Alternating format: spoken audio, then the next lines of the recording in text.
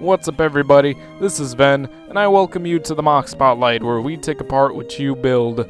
For today's episode, we'll be going over Omega Looch, created and posted on our message boards by Superior Ghosty. Now that's quite an ambitious title to name your mock Omega, so we'll see how well it holds up in just a second. Before we get to that, let me remind you about my method of reviewing, which involves a point system that is based on 3 fundamental attributes: the overall appearance of the mock, the build of the mock itself, and the concept and ideas behind the mock's creation. Each quality amounts up to 5 points, leading up to a final score that will be determined at the end of the episode. Sorry, I had to swallow some saliva. And please remember that this is all going to be based on my opinion, so feel free to disagree, such and such. Let's move on. So Omega Looch here is quite the interesting little fellow. Can't say I've seen anything like it, and I can't help but find myself asking, what in the world is this thing?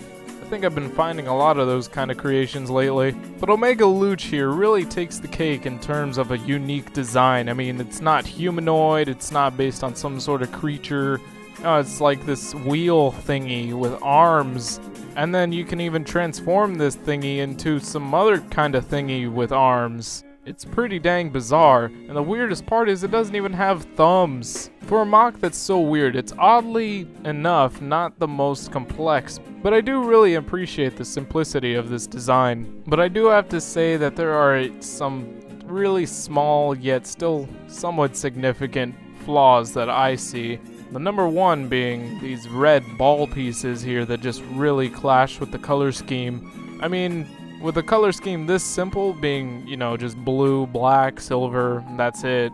I mean, sure, there's room for many more colors. And by many more, I mean maybe a few more, but red should not be one of them. At least if it's going to be incorporated this way. I mean, come on. If this thing was going to have red at all, at least kind of spread it out a bit more. Don't just leave it in this one place for it to stick out so awkwardly. And another thing that isn't exactly the biggest hindrance in terms of appearance, but it still kind of bugs me a little bit, is these open ball socket connector pieces on the sides here. I think these could have been substituted with a different kind of Technic piece, because I think it just looks a little bit odd. And for this being such an original design, I can't really find much else to critique.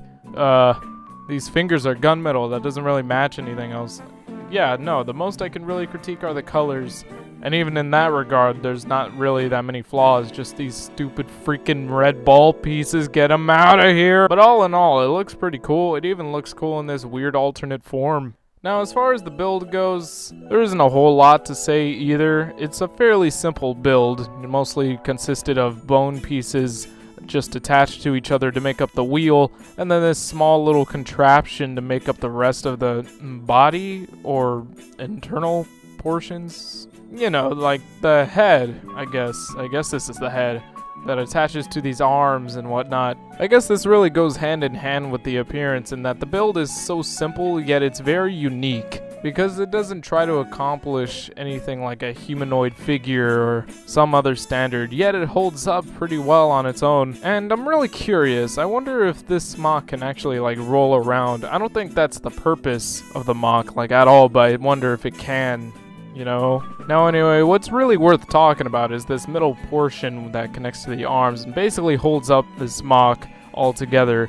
And while it isn't the most crazy or complicated looking set of parts being put together here, it still does the job really well, and it's a clever build in that it doesn't require that many parts to do this job. Now, could some parts have been substituted for the sake of the appearance?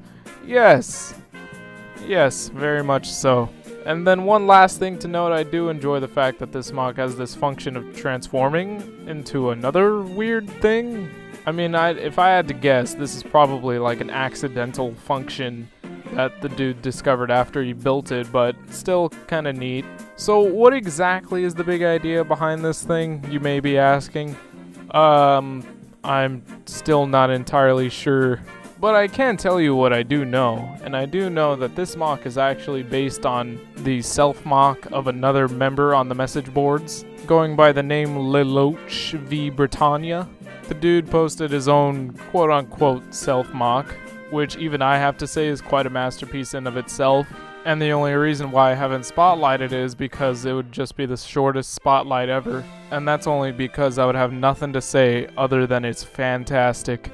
But anyway, this was posted on the message boards, and Superior Ghosty decided to take it upon himself to kind of reinterpret the creation in a similar vein that we all like to reinterpret Bionicle characters like Tahu, turned him into Omega Tahu.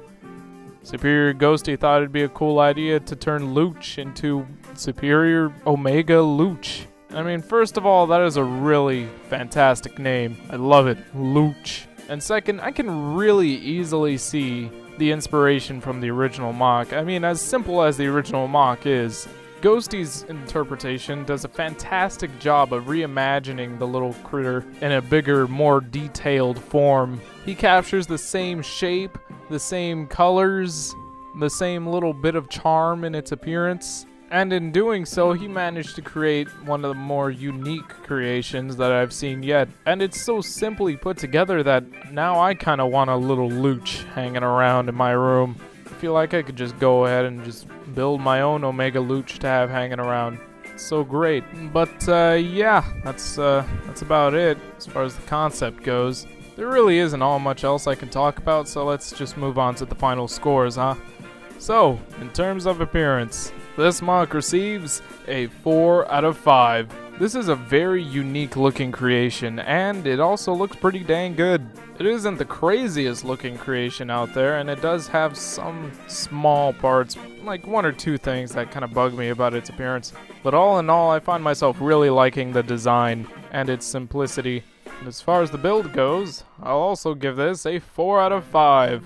It's a great build, it does its job, and though I would have substituted a few parts for the sake of appearance, there isn't much I can really complain about. Heck, it even has articulated arms and, I guess, an articulated tail in its alternate form. I totally forgot to mention that earlier in the review, but hey, I'm mentioning it now. And while it is a simple build, it does its job really well. And finally, when it comes to the concept behind this creation, I give it a 4.5 out of 5. I mean, it's a pretty basic concept, just revamping this little thing and making it more detailed and whatnot, bringing it into an Omega form, which I think is accomplished quite well. I would definitely say the builder succeeded in achieving his goal. Some may argue that maybe it could have done something a bit crazier, and I don't disagree. Maybe it could have. Maybe it could have come out a much bigger creation with crazier features, but all in all, it turned out really cool looking,